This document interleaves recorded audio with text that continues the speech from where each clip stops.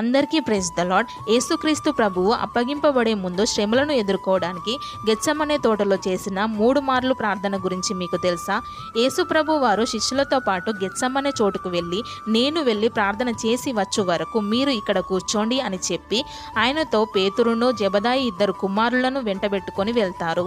మీరు ఇక్కడ ఉండి నాతో కూడా మెలకువగా ఉండి ప్రార్థన చేయుడని వారితో చెప్పి వారికి కొంత దూరం వెళ్ళి, నా తండ్రి, సాధ్యమైతే ఈ గిన్నె నా యొద్ద నుండి తొలగిపోని, అయినను నా ఇష్ట ప్రకారం కాదు నీ చిత్తమే కానిమ్మని ప్రార్థిస్తాడు. ఆయన శిష్యుల యొద్దకు వచ్చి చూసినప్పుడు వారిని నిద్రించుట చూచి, ఒక గడి అయినను నాతో మెలకువగా ఉండి ప్రార్థించలేరా?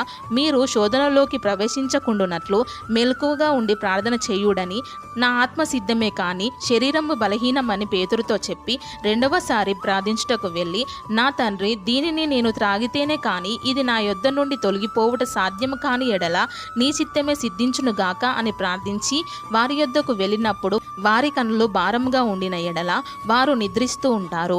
ఆయన వారిని విడిచి వెళ్ళి ఆ మాటలే చెప్పుచు 3వసారి ప్రార్థిస్తారు. శిష్యుల యొద్దకు వచ్చి, ఇక నిద్రపోయి అలసట తీర్చుకొని, ఇదిగో ఆ గడియ వచ్చి ఉన్నది, మనుష్య కుమారుడు పాపుల చేతికి అప్పగింపబడి ఉన్నాడని వారితో చెప్తాడు.